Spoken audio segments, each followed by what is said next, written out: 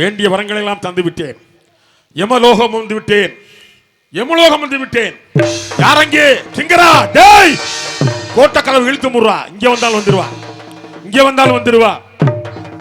இங்கேயும் வந்துட்டாரா? வனம் தாண்டின, மலை தாண்டின, அக்கினி ஆரையே தாண்டின, இப்ப யமலோகமே வந்துட்டியா? தேவை ஏற்படும் பொழுது எதை தாண்டுனா என்ன சுவாமி? இப்படியே மூக்குல குத்தி புடிவனே. பெரிய மனசு பண்ணி எதுக்கு வந்த? ஏன் வந்த? எனக்கு ஒரு சந்தேகம். என்ன சந்தேகம்? உலகத்தில் நிறைய விஷயங்கள் சொல்றாங்க. கறக்க சுரப்பது என்ன? கறக்க சுரப்பது பசுவின் பால். இறக்க சுரப்பது என்ன? மணற்கேணி. அறுக்க சுரப்பது என்ன? அறுக்க சுரப்பது இளம்பாலை, பூம்பாலை. சுகிக்க சுரப்பது என்ன? சுகிக்க அது நீ மகங்கிறேன், நான் அப்பேங்கிறேன், என்கிட்ட கேட்கற வேண்டிய கேள்வியா? ஒரு ஆணும் பொண்ணு சேருவாங்கல்ல, அப்போ ஒரு இன்பம் கிடைக்கும்ல, அந்த சிற்றின்பம். வித்தில்லா சம்பிரதாயம் மேலும் இல்லை கீழும் இல்லை என்று முன்னோர்கள் சொல்லுகிறார்கள். ஆமா. அப்படி இருக்கும் பொழுது என் புருஷன் உயிர் உங்ககிட்ட இருக்கு, எனக்கு புள்ள வரக்கும்னு சொன்னீங்களே. ஆத்தாடி, சும்மா இப்படி துரத்திட்டே வந்து எனக்கு கிறுக்கு பயலாக்கிட்டியே. பலே பலே பலே, நான் எப்படி கொடுத்தேன்னு எனக்கே தெரியல. அதான் சொன்னேன், ஏதோ ஒரு சக்தி உனக்கு துணையா வேலை செய்துன்னு. என்னை கிறுக்கு பயலாக்கி விட்டேன், நானும் தெரியாம வரம் கொடுத்து விட்டேன்.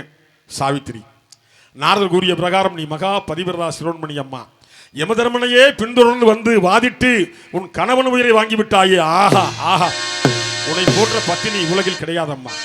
நீயே பத்தினி பெண்மணி, பத்தினி ரத்தினம் நீ. உன் வேண்டுகோளின்படியே உன் கணவன் உயிரை உனக்கே நான் திருப்பி தருகின்றேன். வாழ்வாங்கு வாழ்க, வாழ்வாங்கு வாழ்க, வாழ்வாங்கு வாழ்க. மகனே சத்தியவான், வாயன் அருமை மகனே, நீங்கள் இருவரும் எப்படி வாழ வேண்டும் தெரியுமா?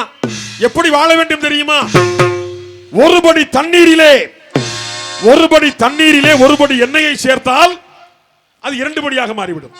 ஆனால் எண்ணெயும் தண்ணியும் தனித்தனியாக இருக்கும்.